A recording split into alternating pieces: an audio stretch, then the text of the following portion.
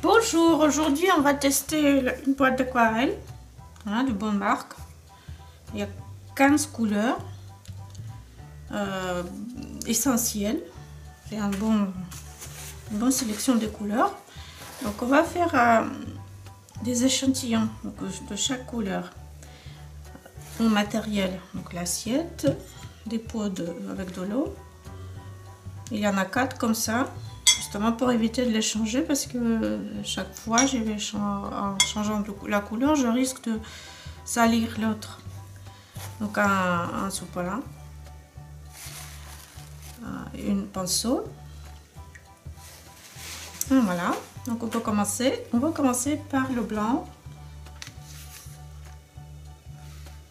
Donc on peut utiliser la couvercle comme l'assiette, la palette. Voilà, le blanc, il est utilisé très rarement en aquarelle. C'est pour faire les détails. Parfois, il faut faire des nuages. Par exemple, des fleurs blanches. Voilà. Donc, après, je nettoie, j'enlève la peinture comme ça. Je mets dans l'eau, encore. Et je continue. Donc l'essentiel c'est qu'il ne faut pas essayer de sortir la peinture. Il faut surtout utiliser de l'eau. L'aquarelle, l'eau. Voilà. Et en diluant, il suffit de juste un petit peu de pigment et l'essentiel c'est l'eau. Voilà, donc il faut toujours accepter l'idée que l'aquarelle ça va être assez pâle par rapport à un autre type de peinture. Ça c'est le citron, donc j'ai marqué le nom de chaque couleur.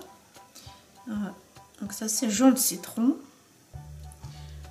Un autre jaune qui s'appelle jaune azo. Bon, c'est un jaune standard, jaune primaire on peut dire. Voilà. Ensuite, on va faire rose de quinacridone.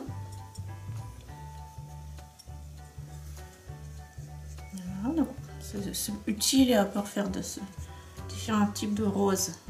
Si on veut faire que ça soit rose saumon, on rajoute une petite goutte de jaune. Ça va le réchauffer un petit peu. Après, une fois testé les boîtes d'aquarelle, vous allez pouvoir faire les mélanges à votre goût. À votre guise. Voilà, la couleur suivante c'est le rouge permanent. Voilà, le rouge primaire on peut dire, donc le rouge standard. Voilà, il est très chaud quand même. Parce que le rose il est un petit peu, oui, un peu plus froid que le rouge.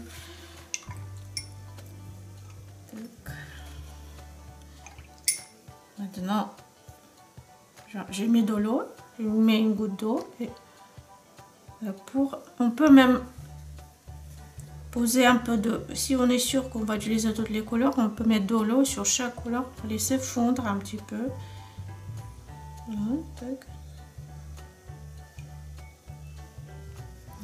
Voilà, ça va permettre d'économiser et que ça dure longtemps. En fait, le but, ce n'est pas de l'économiser, mais utiliser correctement l'aquarelle. Parce que ça m'est arrivé, de voir les enfants sortir l'aquarelle comme si c'était une boîte d'acrylique ou de la gouache. Bon, ça se travaille différemment. Il ne faut pas utiliser ça comme une masse couvrante. On se sert de l'eau pour récupérer un peu de pigment. Donc le suivant c'est le bleu qui s'appelle bleu de Prusse. Bleu de Prusse, voilà, je vais partir là parce que là je mettrai de l'eau, notre couleur chaude. Voilà, bleu de Prusse. On peut diluer davantage.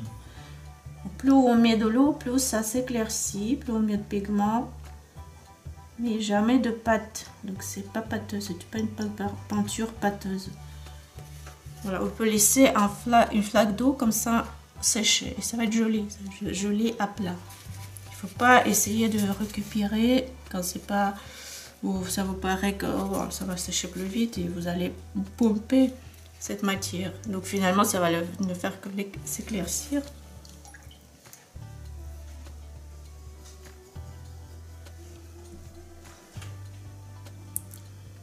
Une autre couleur, ça c'est outre-mer. Outre-mer, ça veut dire le bleu de la mer. Outre-mer, ça veut dire le bleu de mer. Voilà, hop. Couleur suivante, ce sera céruléum, bleu de céruléum. Céruléum. Voilà, pour faire le ciel. Ça c'est quand même un bon choix de couleur. Vous êtes tranquille avec cette boîte. Je suis quand même assez contente de mon choix. Et la couleur suivante, terre d'ombre brûlée. Pourquoi cette terre d'ombre? Parce que ombre, ombri, ça vient le nom vient de la peinture à l'huile. Et donc ces couleurs-là ont été souvent extraites utilisées à l'époque de la Renaissance, découvertes par les Italiens, et portent les noms des provinces où ces pigments ont été trouvés.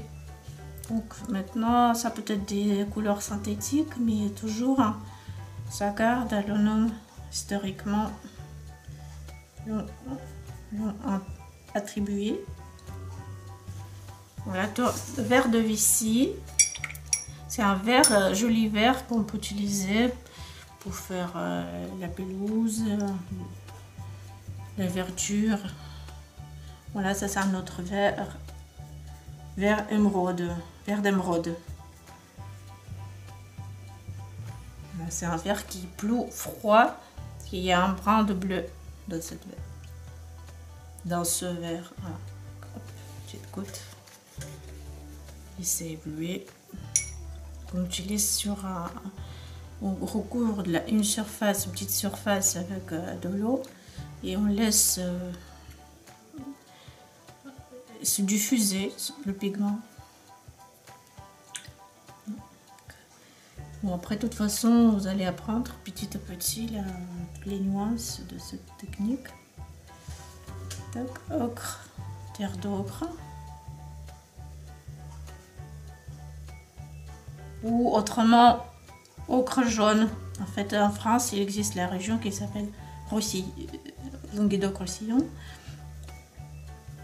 Et donc, il y a des endroits, des carrières où on extrait des terres, justement dans le but de faire la peinture artistique.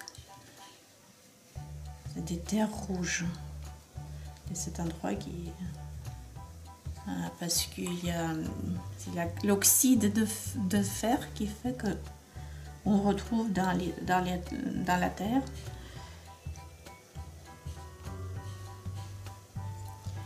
Voilà, ça c'est une couleur qui s'appelle terre de sienne brûlée.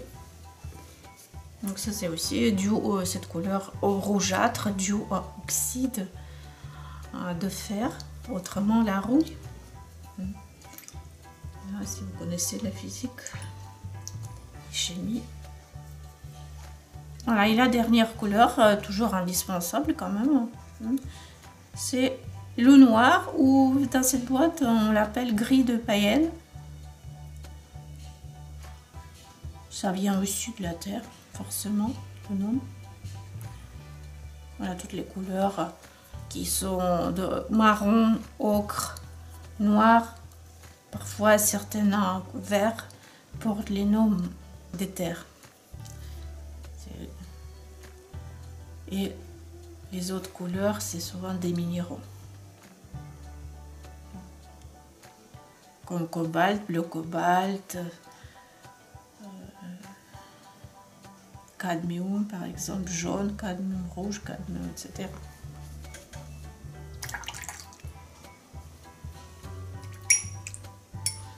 Voilà, donc j'espère que cette vidéo vous a plu. Et n'oubliez pas de mettre un petit pouce si vous l'avez aimé. Et à bientôt. Au revoir.